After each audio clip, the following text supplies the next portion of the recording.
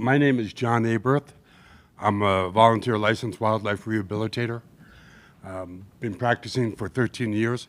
I'm also a board member of Protect Our Wildlife in Vermont.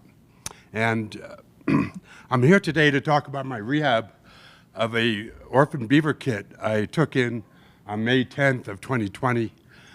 This was found by a couple who were walking a walking trail, and they heard this human-like baby cry, they said, and they found this baby beaver. A local farmer had decided he didn't want beavers on his land, so he took a backhoe and took out the dam and then crushed the lodge, either killing or dispersing the rest of the family. But anyway, he was only 1.5 pounds, meaning he was probably a week old. And beavers are the most difficult animals to rehab for a number of reasons. First of all, you have to rehab them for 2 years. It's a 2-year commitment because that's how long they stay with their parents in the wild. Secondly, beavers have special needs. They're aquatic. They're mammals, but they're aquatic animals. So they need ready access to water every day.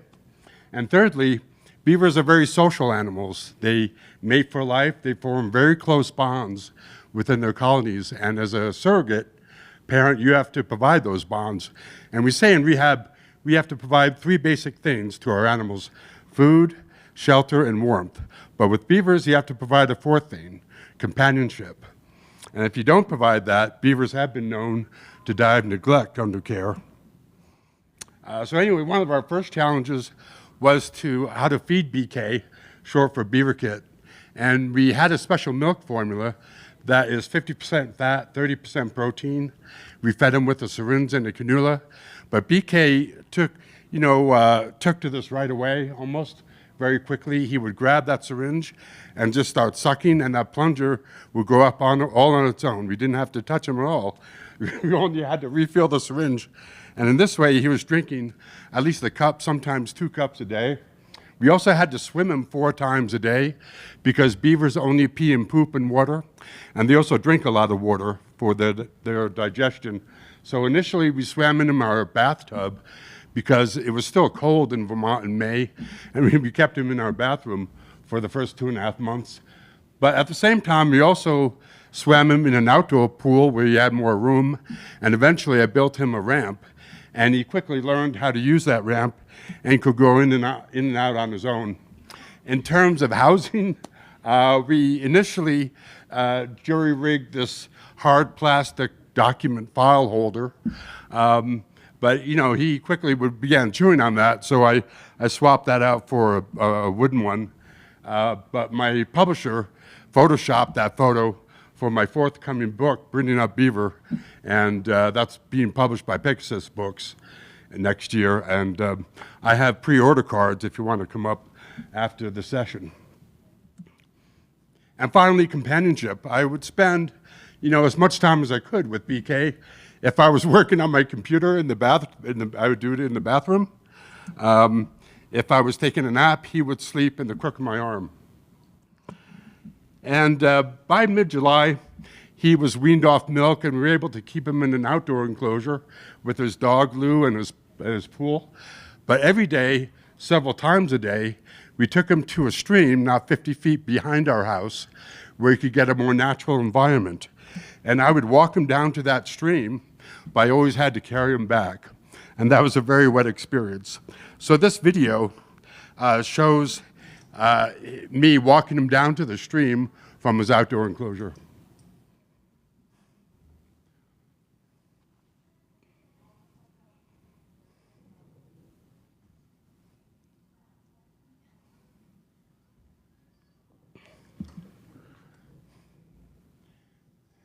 So he would make a beeline for that water.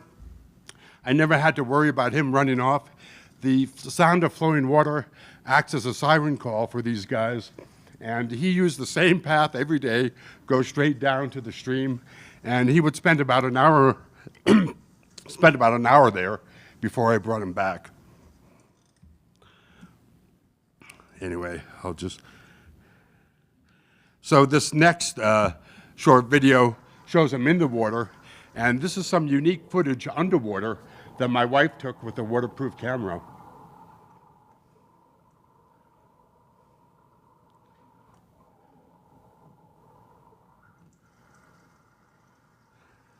So you get the idea. He would, he would chew on sticks and cash sticks while he was down there. By winter of 2020, 2021, he was up to 38 pounds. Nonetheless, we kept him inside for that winter. If you don't, beaver kits, less than a year old, even if they have a mate, will die of exposure out in the lodge. So he's shown here with his big teddy bear. But we had a big stock tank for him to swim in. This is 6 feet long by 3 feet wide. It took me a whole hour to drain that tank, clean it, and refill it every day. But he also had a smaller tank that he liked to sit and soak in, like a spa day. He had plenty of stick to chew on because we had a neighbor across the valley who has a flower farm, and she had over 100 different varieties of willow, so we had no shortage of willow sticks. He was more than a lap full, obviously. By this time, he would like to chew in my jeans or nibble on my hand. In fact, I could stick my fingers into his mouth, and he wouldn't bite down. That was our trust exercise. But when he was a year old, by May of 2021, we found a mate for him, Mrs. Beaver. She was also an orphan as a beaver kit, raised by another rehabber. Unfortunately, her mate died of exposure because she and her mate were kept outside. And we had to introduce them over the space of 2 weeks, separated by an iron railing. But one day I came down to find them both sleeping side by side on the same side of the enclosure. Somehow she had gotten underneath that railing, and they really wanted to be together, and they were together from then on. So they would groom each other, they would sleep on each other. We could always tell who Mrs. Beaver was because she had these prominent bug eyes, and she also had darker brown fur than BK. His was more reddish brown, and she would always sleep flat on her back with her mouth open like that. That was funny. So this clip shows them doing their favorite activity, which is beaver wrestle. They like to wrestle each other, see who could push the other back. Mrs. Beaver is on the left, BK is on the right. But you can see that she's pushing him back. Even though she was a lot smaller, she evidently had more muscle. This shows them playing in their tank. BK is in the water trying to entice Mrs. Beaver. And I don't know if you can see, but he just did a roll there. He could be quite playful in the water. By the summer of 2021, I built a new outdoor enclosure, which was half in the water, half on land. This way I didn't have to change the water every day. They had ready access to water whenever they wanted. And it was basically dog kennel panels with chain link mesh on top and underneath. The problem with this is that, with climate change, Vermont has gotten a lot more flooding. And on July 20th, a big thunderstorm came through, and this little stream became a raging flood, and it pushed that enclosure about 20 feet downstream. So we developed a new enclosure, which was, we dug out a pond that's fed by runoff and surrounded by the same dog kennel panels. So finally, 2 years later, on May 20th, 2022, we released BK and Mrs. Beaver. They were up to 50 pounds by this stage. We found a site owned by the Northeast Wilderness Trust. It had an old beaver dam, but beavers hadn't been there for years. And I built them a special release house. This is a plywood box with a wooden tunnel going directly into the water.